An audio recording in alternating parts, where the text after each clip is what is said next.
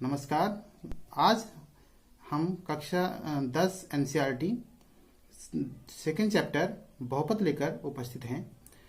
तो बहुपद जैसे कि हमने कक्षा 9 में ही पढ़ा है, वे बीजीय व्यंजक जो एक ही चर में होते हैं और जहां चरों की घात एक धनात्मक पूर्णांक संख्या होती है, बहुपद कहलाते हैं। जैसे 2x प्लस 3, यहां पर हम देख रहे हैं कि x की घात 1 है, x की घात 1 है तो ये एक घात का बहुपद है।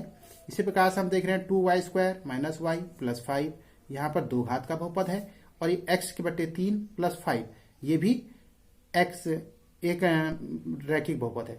तो इसी प्रकार से तो बहुपद की पहचान के लिए सबसे पहले जो घात होनी चाहिए वो कैसी होनी चाहिए? धनात्मक पूर्णांक संख्या। अगर कहीं पर धनात्मक पूर्णांक संख्या नहीं है तो वो बहुपद नहीं कहलाएगा। अब आप आते हैं बहुपद की घात के बारे में। बहुपद की घात x के बहुपद px में x की उच्चतम घात, यानी उच्चतम घात जो होगी बहुपद की, वो बहुपद की घात कहलाती है। जैसे आपका है ये 2x प्लस 3, तो 2x प्लस 3 जो है वो क्या है? चर x में एक घात में बहुपद है। उसी प्रकार से 2y square minus 7y plus 6। अब इसमें देख रहे हैं कि y के दो चर हैं, एक y स्क्वायर में है, एक 7y है, लेकिन हमको उच्चतम घात लेनी है। उच्चतम घात यानी 2, तो ये चर y में 2 घात का बहुपद है। उसी प्रकार से हम देख रहे हैं x की घात 3 minus 7x square minus x plus 3 में चर जो है ये क्या है? x की घात 3, ये x 3 घात का में बहुपद है ये। तो इसी प्रकार से हम बहुपद की घात निकालते हैं, यानी उच्चतम घात जो होगी, चाहे इसको ले लें चाहे इसको ले लें या इसको ले लें, तो उच्चतम घात जो होगी चर में वही बहुपद की घात कहलाती है। तो यह है रैखिक बहुपद। तो रैखिक बहुपद यह है, घात 1 के बहुपद को हम रैखिक बहुपद कहते हैं। जैसे 2x प्लस 3 ये है, ये रैखिक बहुपद है, इसमें घात 1 है। अंडर 5 इंटू वाई प्लस 7, ये भी एक घात का बहुपद है। और x बट्टे 3 प्लस 5 बट्टे 11, ये भी एक घात का बहुपद, यानी जिसकी घात 1 होती है वो रैखिक बहुपद कहलाता है। उसी प्रकार से एक द्विघात बहुपद होता है, दूसरा वाला जो होता है वो द्विघात बहुपद है, यानी घात 2 के बहुपद को द्विघात बहुपद कहते हैं। जैसे 2x square plus 3x minus 5/7, यहाँ x की जो उच्चतम घात है वो 2 है, इसलिए ये 2 घात का बहुपद है x चर में। उसी प्रकार से y स्क्वायर माइनस 7y है, तो ये y में 2 घात का बहुपद है। और उसी प्रकार से -5 minus x square plus √3 into x, ये आपका द्विघात का बहुपद है। एक जो द्विघात बहुपद है वो व्यापक रूप से ax square plus bx plus c के रूप का होता है, जहां a, b और c वास्तविक संख्याएं होती हैं और a का मान 0 नहीं होना चाहिए। ये सबसे इंपॉर्टेंट कंडीशन है कि a का मान 0 नहीं होना चाहिए, बशर्ते b का मान 0 हो जाए, c का मान 0 हो जाए तो द्विघात बहुपद होगा, लेकिन a का मान 0 नहीं होना चाहिए। अब हम आते हैं घात 3 के बहुपद को त्रिघात बहुपद कहते हैं। जैसे 2 ऋण x की घात 3 x की घात 3 अंडर 2 x की घात 3 प्लस 5x प्लस 7, ये भी एक 3 घात का बहुपद है। यहाँ देख रहे हैं कि x की उच्चतम घात जो है वो 3 है।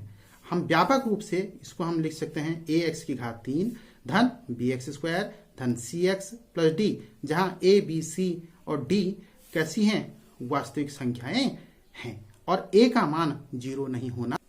अब बात आती है बहुपद के शून्यकों के बारे में।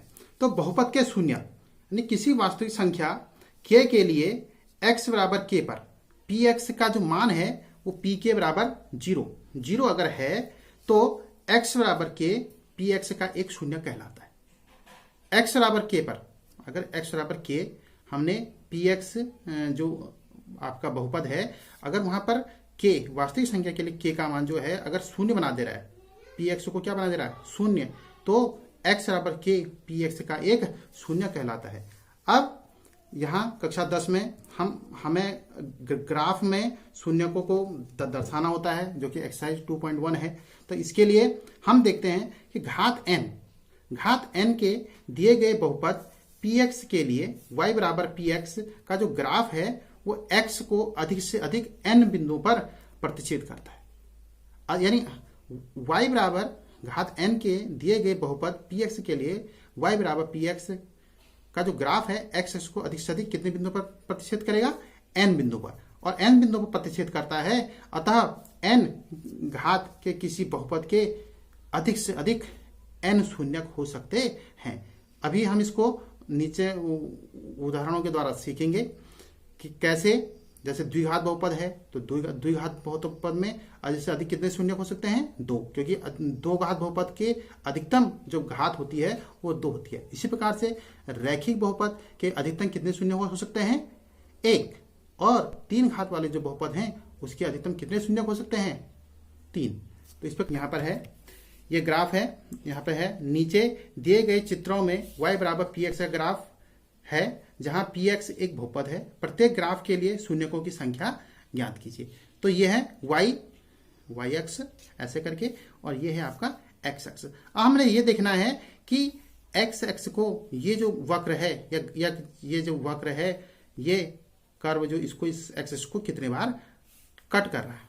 तो यहाँ पर हम देख रहे हैं कि ये जो x अक्ष को ये जो ग्राफ है वो एक बार कट कर रहा है ऐसे।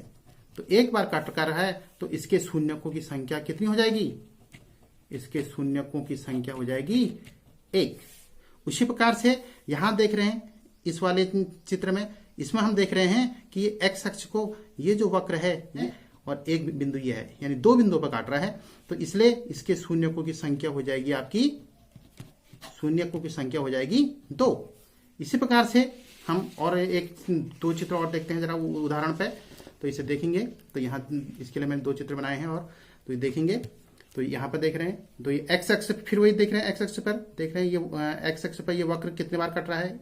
1 बार, 2 बार और 3 बार। तो इसलिए यहाँ पर जो शून्यक होंगे वो होंगे आपके 3।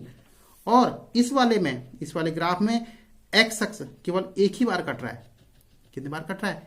1 बार। इसलिए यहाँ पर जो शून्यक होगा वो कितना होगा? वो शून्यक होगा आपका केवल 1, केवल एक ही शून्यक यहाँ पर होगा।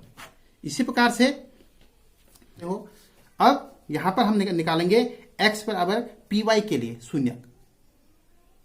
चित्र में और प्रश्नावली में भी यही ऐसी दे रखा है कि y बराबर px ग्राफ दे रखा है नीचे, और उसमें शून्यकों की संख्या निकालनी है। लेकिन कभी कभी ऐसा होता है कि x बराबर py के लिए शून्य ज्ञात कीजिए।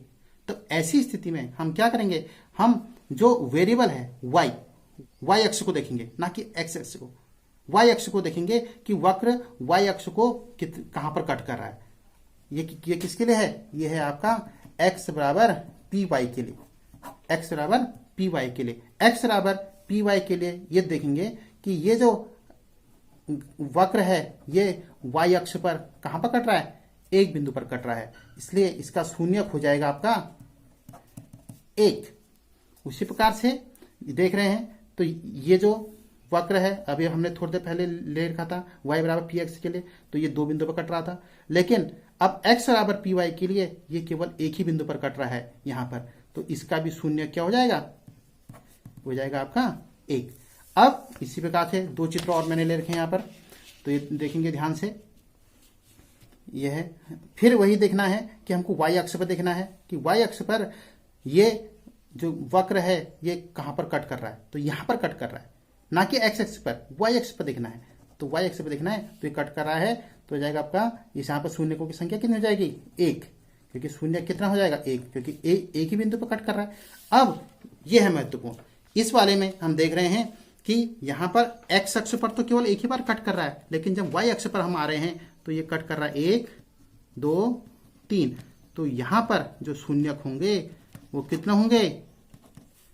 ये होंगे आपके 3। कितना होंगे?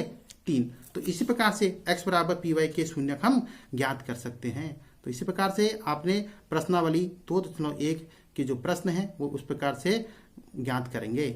Thank you.